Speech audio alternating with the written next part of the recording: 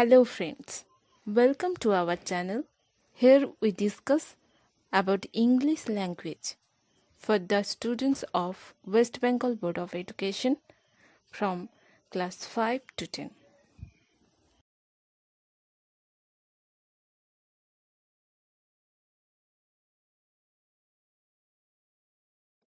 আজকে আমরা পড়ব ফার্স্ট লেসন ফাদার হেলস এর ইউনিট 3 ইউনিট 1 ও ইউনিট 2 এর ভিডিও অলরেডি আমি দিয়ে দিয়েছি। তোমরা যদি সেটা দেখে না থাকো তাহলে ডেসক্রিপশনে আমি লিংক দিয়ে দেব, তোমরা দেখে নিতে পারো। আজ আমরা ইউনিট 3 করব। As he entered the school gate, an idea occurred to him. তো যেই না সে স্কুল গেটে প্রবেশ করলো, as he entered মানে প্রবেশ করা, স্কুল গেট স্কুলের প্রবেশদ্বারে, গেট মানে প্রবেশদ্বার বাংলা কথায়। তো যেই না সে স্কুল প্রবেশদ্বারে প্রবেশ করলো, an idea occurred to him, একটা চিন্তা তার মাথায় এলো। occurred মানে বুদ্ধি খেলা, idea occurred to him. He would deliver the letter to the headmaster at the end of the day. সে ভাবলো যে সে এই চিঠিটা হেডমাস্টারকে দেবে দিনের শেষে। He would deliver, সে প্রদান করবে, ডেলিভার মানে প্রদান করা, the letter to the headmaster, এই চিঠিটা হেডমাস্টারকে at the end of the day, দিনের শেষে। There was a chance Samuel might do something during the course of the day to justify the letter.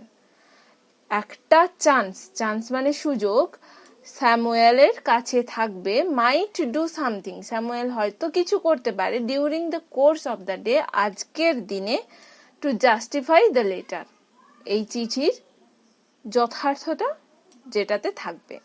অর্থাৎ স্যামুয়েল এমন কিছু করবে যেটাতে এই চিঠিটা যথার্থ হবে। Sammy stood at the entrance to his class. Entrance মানেও প্রবেশপথ। স্বামী তার ক্লাসের প্রবেশদ্বারের কাছে দাঁড়ালো গিয়ে। Samuel was teaching arithmetic, Samuel তখন পড়াচ্ছিলেন অ্যারিথমেটিক মানে পাটিগণিত। হি লুকড অ্যাট স্বামী, তিনি স্বামীর দিকে দেখলেন। Swami hoped Samuel would scold him severely, Swami ভেবেছিল যে স্যামুয়েল তাকে খুব বকবে। স্কোল্ড মানে বকা। You are half an hour late, তুমি আধ ঘন্টা দেরিতে এসেছো। স্যামুয়েল সেড, স্যামুয়েল বলল। নেক্সট দেখি, I have a headache sir, আমার মাথা যন্ত্রণা করছিল মহাশয়। স্বামী সেড, স্বামী বলেছিল। Then why did you come at all, তাহলে তুমি এলেই বা কেন? This was an unexpected question from Samuel, এটা স্যামুয়েলের থেকে অপ্রত্যাশিত প্রশ্ন ছিল। আনএক্সপেক্টেড মানে অপ্রত্যাশিত। স্বামী সেড, স্বামী বলেছিল, মাই ফাদার সেড, আমার বাবা বলেছেন, I shouldn't miss school sir, আমার স্কুল মিস করা উচিত নয়। স্যামুয়েল লুকড ইমপ্রেসড, স্যামুয়েল খুব খুশি হয়েছিল।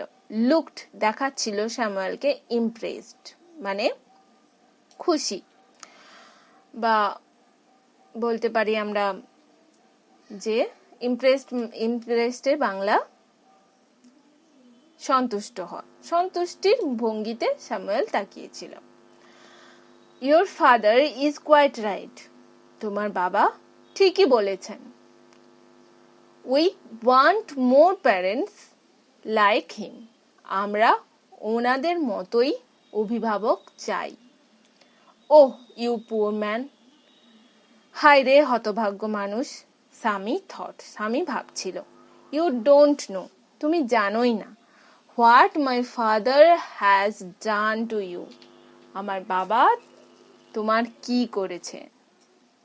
All right, go to your seat, ঠিক আছে তোমার জায়গায় গিয়ে বসো। স্বামী sat down feeling sad. স্বামী বসেছিল খুব দুঃখী ভাবে, খুব দুঃখ প্রকাশ করতে করতে স্বামী বসলো। He had never met anyone as good as Samuel. সে স্যামুয়েলের মতন এত ভালো মানুষের সঙ্গে আর কখনো তার দেখা হয়নি, অর্থাৎ স্যামুয়েলের মতন এত ভালো মানুষ সে আর কখনো দেখেনি। The teacher was inspecting the home lessons. The teacher was inspecting মানে পরিদর্শন করছিলেন home lessons, ঘরের পড়া। To Sami's thinking, স্বামী ভাবছিলেন this was the time, এটাই সেই সময় when Samuel got most angry, যখন স্যামুয়েল সবচেয়ে বেশি রেগে যান। But today Samuel appeared very gentle. কিন্তু আজকে স্যামুয়েল যেন বেশি ভালো ব্যবহার করছেন, খুবই ভদ্র ব্যবহার করছেন। Swaminathan, where is your homework? Swaminathan, তোমার ঘরের কাজ কোথায়? I have not done my homework, sir. আমি আমার ঘরের কাজ করিনি স্যার। স্বামী said, স্বামী বলল। Why? Headache? কেন? মাথা যন্ত্রণার জন্য? Asked Samuel. Samuel জিজ্ঞেস করলো। Yes, sir. হ্যাঁ sir. All right. Sit down. ঠিক আছে, বসে পড়ো। Samuel said. Samuel বলল। When the bell rang, যখন ঘন্টা বেজেছিল for the last period at 4:30, 4:30টার সময় শেষ পিরিয়ডের শেষ ক্লাসের, Samuel picked up his books. Pick up মানে তোলা, স্যামুয়েল বা কুড়িয়ে নেওয়া। স্যামুয়েল তার বইগুলো কুড়িয়ে নিল, তুলে নিল and ran to the headmaster's room. আর হেডমাস্টার প্রধান শিক্ষক মহাশয়ের ঘরের দিকে দৌড় দিল। He found the room locked. সে দেখলো যে রুমটা বন্ধ, ঘরটা বন্ধ। The peon told him, peon তাকে বলল, the headmaster had gone on a week's leave.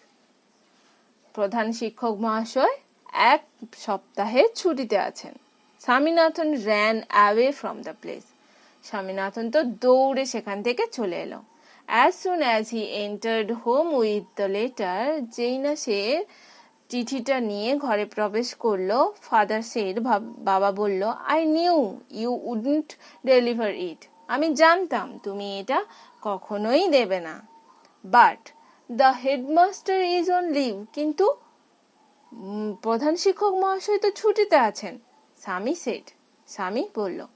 Father snatched the letter away from Sami and tore it up. Father snatched মানে ছিনিয়ে নেওয়া। বাবা স্বামীর হাত থেকে লেটারটা, চিঠিটা ছিনিয়ে নিল এবং tore it up. tore up মানে মুড়ে ফেলা, এবং এটাকে মুড়ে ফেললো। Don't ever come to me. আমার কাছে কখনো আসবে না for help, সাহায্যের জন্য। If Samuel scold you again, আবার যদি স্যামুয়েল তোমাকে বকে। You deserve your Samuel. তোমার স্যামুয়েলের বকা তুমি ডিজার্ভ করো, অর্থাৎ তোমার প্রাপ্য এটা। He said. সে বলেছিল। ঠিক আছে, আমরা পড়লাম খুব সুন্দর একটা গল্প। তাহলে এখান থেকে যেটুকু অংশ পড়েছি সেখান থেকে কিছু ওয়ার্ড নোট আমরা দেখে নিই আজকের। অকার্ড, অকার্ড মানে ঘটা। ডেলিভার, ডেলিভার মানে প্রদান করা। চান্স মানে সুযোগ। কোর্স মানে পথ। জাস্টিফাই সমর্থন করা। এন্টার্ড প্রবেশ করা। এন্ট্রান্স মানে প্রবেশ পথ। আর সেভারেলি আলাদাভাবে। আনএক্সপেক্টেড অপ্রত্যাশিত। ইমপ্রেসড সন্তুষ্ট। কোয়াইট পুরোপুরি। ইন্সপেক্ট পরিদর্শন করা। অ্যাপিয়ার্ড মানে চেহারা বলতে পারি। অ্যাপিয়ারেন্স মানে চেহারা। অ্যাপিয়ার্ড মানে দৃশ্যমান হওয়া। তো জেন্টল ভদ্র। পিক আপ তুলে নেওয়া। পিয়ন চাপরাশি, বাংলায় বলে পিয়নকে। স্নেচড মানে ছিনিয়ে নেওয়া। ঠিক আছে, এরপরে আমরা চলে যাচ্ছি অ্যাক্টিভিটিতে বা এক্সারসাইজ। Comprehensive exercise. 7 দাগে কি বলেছে আমরা দেখি, choose the correct alternative to complete the following sentences. সেন্টেন্সটাকে পূরণ করার জন্য সঠিক অল্টারনেটিভ অর্থাৎ সঠিক বিকল্প বেছে নিতে বলেছে। When Sami entered the class, যখন স্বামী ক্লাসে প্রবেশ করলো, স্যামুয়েল ওয়াজ টিচিং, স্যামুয়েল পড়াচ্ছিলেন। কি পড়াচ্ছিলেন? স্যামুয়েল পড়াচ্ছিলেন arithmetic. Sami was late to school by half an hour, I thought. The headmaster was on a leave for 1 week. কি ঠিক করলাম তো? ওকে, চলো তাহলে 8 দাগের কমপ্লিট সেন্টেন্সেস দেখে নেওয়া যাক। অ্যাজ স্বামী এন্টার্ড দ্য স্কুল গেট, যেই না স্বামী স্কুল গেটে প্রবেশ করলো, কি হলো তখন? An idea ochre to him, একটা বুদ্ধি তার মাথায় এলো। তো আমরা এখানে লিখবো an idea ochre to him. স্বামী স্টুড অ্যাট, স্বামী দাঁড়িয়েছিল, কোথায় দাঁড়িয়েছিল? At the entrance of his school, of his class, at the entrance to his class. Okay? এরপরে নেক্সট প্রশ্ন, father snatched the letter away from Sami and, বাবা চিঠিটা ছিনিয়ে নিয়েছিল আর কি করেছিল? tore it up, এটা ছিঁড়ে ফেলেছিল, ভাঁজ করে ফেলেছিল। এবার নেক্সট বলেছে feel in the charts with information from the text. Text থেকে ইনফরমেশন, তথ্য নিয়ে আমাদের এই চার্টটা পূরণ করতে হবে। চার্টে কি বলা আছে? Cause effect. কজ মানে হলো কারণ, এফেক্ট মানে ফল। ফলে দেওয়া আছে স্বামী did not do his homework, স্বামী তার হোমওয়ার্ক করেনি। কেন করেনি? ঠিক করে মনে করো তো, কেন করেনি? তার মাথা যন্ত্রণা করছিল, কিন্তু সেটা তো তার অজুহাত ছিল। আসলে স্বামী কি করেছিল? লোভড অ্যাবাউট দ্য সানডে, স্বামী এদিক ওদিক ঘুরে বেরিয়েছিল রবিবার দিন, তাই তো সোমবারে তার মাথার যন্ত্রণা করলো, তাই তো সে হোমওয়ার্ক করতে পারেনি। স্বামী নেভার মেট anyone as good as Samuel, স্বামী স্যামুয়েলের মতন এত ভালো মানুষের সঙ্গে আর কখনো মিট হয়নি, অর্থাৎ কখনো দেখা হয়নি। তো এর ফলে কি হয়েছিল? এর ফলস্বরূপ হি স্যাট ডাউন ফিলিং স্যাড, তার জন্য তার খুব কষ্ট হচ্ছিল। এরপর ফলে বলেছে যে Swami could not deliver the letter, Swami চিঠিটা দিতে পারেনি, কারণ the headmaster was on leave, প্রধান শিক্ষক মহাশয় ছুটিতে ছিলেন। ঠিক আছে, এরপর বলেছে দেখো grammar in use, choose the correct alternative to complete the following sentence. সঠিক অল্টারনেটিভ বা বিকল্পটি আমাদের বেছে নিয়ে লিখতে হবে। Rina takes took the bus to school every day. তো আমরা জানি অভ্যাসগত বা প্রতিদিনকার কাজে আমরা প্রেজেন্ট ইনডিফিনাইট টেন্স ব্যবহার করি, আর প্রেজেন্ট ইনডিফিনাইট টেন্সের ক্ষেত্রে আমরা যদি বাক্যের subject third person singular number হয় তাহলে এস বা ইএস যোগ করি, তাই আমরা এখানে করব টেক্স। লাস্ট মন্ডে while উই আছে, তো ওয়াজ তো হবে না, হয় হ্যাভ বিন হতে পারে বা ওয়ার ওয়াচিং হতে পারে।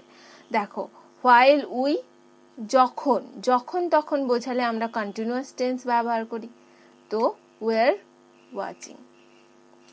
By this time tomorrow they will have left, tomorrow মানে নেক্সট হবে, তো অবভিয়াসলি এটা ফিউচার হবে। উইল হ্যাভ লেফট আছে, উইল হ্যাভ লিভ আছে, উইল হ্যাড লিভড আছে।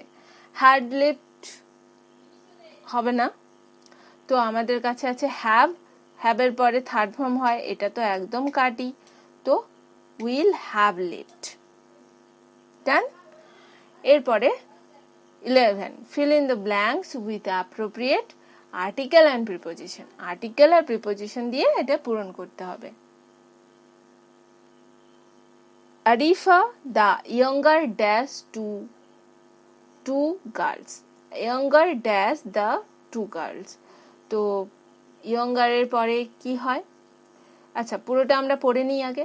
Arifa the younger dash the two girls has checked IIT while dash older one is dash engineer dash a multinational company। তো প্রথমে আমরা করব প্রথম ড্যাশে অফ, অর্থাৎ দেখে নিই কি বসবে। younger of the two girls, তারপর এটা করব while dash older, while the, অর্থাৎ এখানে আমরা বসাবো একটি article the, while the one is dash engineer, one is an engineer, তাহলে এখানে কি বসবে an and dash a multinational company, আর শেষটা হচ্ছে in, তো এখানে বসবে in। তাহলে কি কি বসলো আমরা একবার দেখে নিই ঠিক হলো কিনা। Arifa the younger of the two girls has checked IIT while the older one is an engineer in a multinational company। এরপর দেখো রাইটিং অ্যাক্টিভিটিস আছে। Read the following letter carefully, তোমাদের বলেছে এই লেটারটা খুব ভালো করে পড়তে। Two the editor the statement, তারপর অ্যাড্রেস দেওয়া আছে কলকাতা, যা যা দেওয়া আছে এটা হচ্ছে অ্যাড্রেস। তো এই স্ট্রাকচারটা তোমাদের ভালো করে, এইটা স্ট্রাকচারটা তোমাদের ভালো করে পড়তে হবে, মনে রাখতে হবে। দেখো প্রথমে আছে টু দ্য এডিটর, তারপরে আছে দ্য স্টেটমেন্ট, স্টেটমেন্ট হচ্ছে যে কোনো একটা নিউজ পেপারের নাম, আমরা বুঝতেই পারছি। তারপরে দেখো সেই নিউজ পেপারের অ্যাড্রেস 4 চৌরঙ্গি স্কোয়ার, কলকাতা 7,01,000, অর্থাৎ এখানে ওই নিউজ পেপারের অফিসটা অবস্থিত। এরপরে দেখো লেখা আছে সাবজেক্ট, সাবজেক্ট অর্থাৎ যে বিষয়ে আমার নিচে লেখা আছে, অর্থাৎ এটি একটি এডিটোরিয়াল লেটার। এই লেটারের সাবজেক্ট হচ্ছে এটা, ইরেগুলার ক্লিনেজ অফ গার্বেজ। স্যার বলে সম্বোধন করে এরপর বক্তব্যটি লেখা আছে এখানে। তারপরে থ্যাংক ইউ, তারপর ইউর সিনসিয়ারলি, এখানে হয় নিজের নাম, যে লিখছে সেই রাইটারের নাম, আর এখানে তার অ্যাড্রেস। ওকে, এই স্ট্রাকচারটা তোমরা দেখতে পারলে, এটা তোমাদের করে দেওয়া আছে, এটাও তোমরা পড়বে অবশ্যই। নিচে দেখো তোমাদের বলা আছে a letter to editor to of a newspaper is a formal letter usually read by a large number of people। তো এডিটোরিয়াল লেটার হচ্ছে একটা ফর্মাল লেটারের প্যাটার্ন, যেটা সাধারণত অনেক ধরনের অনেক মানুষ পড়ে থাকে সেগুলো। It should be to the point, এটা খুব নিখুঁত হওয়ার কথা, ক্লিয়ার অ্যান্ড ব্রিফ, এবং সংক্ষিপ্ত এবং পরিচ্ছন্ন হওয়ার কথা। তোমার বক্তব্য সংক্ষিপ্ত পরিচ্ছন্ন আকারে লিখতে হবে। ইট জেনারেলি হ্যাজ 8 পার্টস, আপাতত এই লেটারের 8টা part. To hmm you are addressing the letter, অর্থাৎ the editor, to the editor, বা যেটা আমরা লিখেছিলাম। Subject of the letter brief, greet অর্থাৎ গ্রিট করা, body of the letter, subscription, signature, name of the person writing the letter, the writer's address, date। তো এইগুলো হচ্ছে আমরা সব দেখলাম কোথায় কোথায় কি কি লেখা আছে দেখো। টু দ্য এডিটর, তারপর পেপারের অ্যাড্রেস, সাবজেক্ট, গ্রিটিংস, এটা হলো লেটার বডি, এখানে আবার গ্রিট করা, গ্রেটফুল হওয়া, তারপর এখানে নিজের নাম, এখানে নিজের অ্যাড্রেস ও ডেট। ঠিক আছে, এই কটা পার্ট। এবার ঠিক একই রকম ভাবে তোমাদের লিখতে বলেছে write a letter to the editor of a newspaper about the problem faced by commuters due to reckless driving of public vehicles. তো পাবলিক ভেহিকেলস মানে আমরা বলতে বুঝি যে গণমাধ্যম, যেগুলো যেমন বাস, ট্রাম বা লরি, ট্যাক্সি, এই সমস্ততে আমাদের যে দ্রুততার জন্য যে সমস্যা হয়, যে অ্যাক্সিডেন্টগুলো হয়, অর্থাৎ ড্রাইভার স্পিড বোর্ড মেনটেন না করে গাড়ি চালালে যে অ্যাক্সিডেন্ট হয়, তার জন্য আমরা একটা চিঠি লিখবো এডিটরকে নিউজ পেপারে, যাতে তিনি এই বিষয়টা নিয়ে তার বক্তব্য তুলে ধরেন। তো চলো দেখে নিই আমরা এরকমই একটা লেটার টু দ্য এডিটর, যেমন ভাবে ওখানেও তোমাদের বইতে লেখা আছে। তো দ্য টেলিগ্রাফ, কলকাতা হবে, এটা কলকাতা হবে, তোমরা ঠিক করে নেবে, কলকাতা 7,01,000, সাবজেক্ট রেকলেস ড্রাইভিং। এবার স্যার বলে গ্রিড করে। চলো তাহলে আমি একবার পড়ে দিচ্ছি লেটার বডিটা। I shall be highly obliged if you kindly allow me to express through the columns of your esteemed journal my concern about the dangers of reckless driving by the drivers of public vehicles like buses, autos and trucks.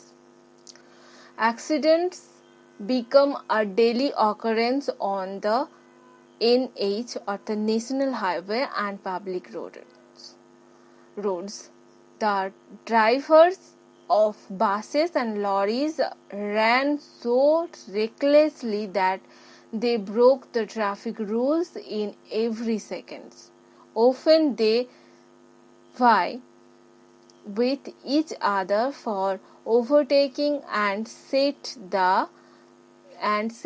life of the passengers at stake.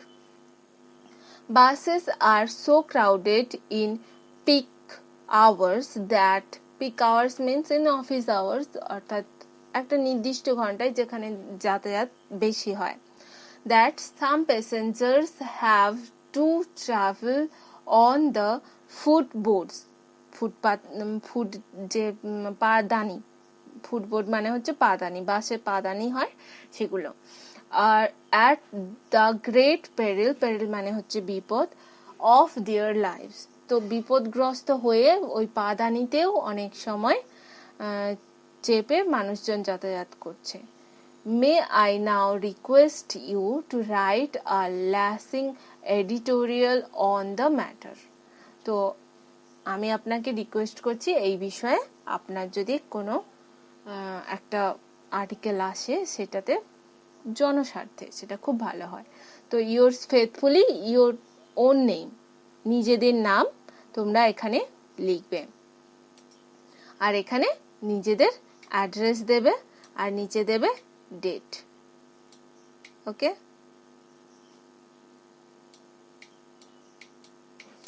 তো এই হচ্ছে আমাদের letter. তোমরা এটারও screenshot নিয়ে পড়তে পারো, ঠিক আছে? ওকে, আজকে আমরা তাহলে চ্যাপ্টার 1 শেষ করলাম। পরবর্তী ভিডিওতে আবার দেখা হবে, ততক্ষণ please stay tune. If you find our video fruitful, then like it, share it to your friends and do subscribe and press the bell icon.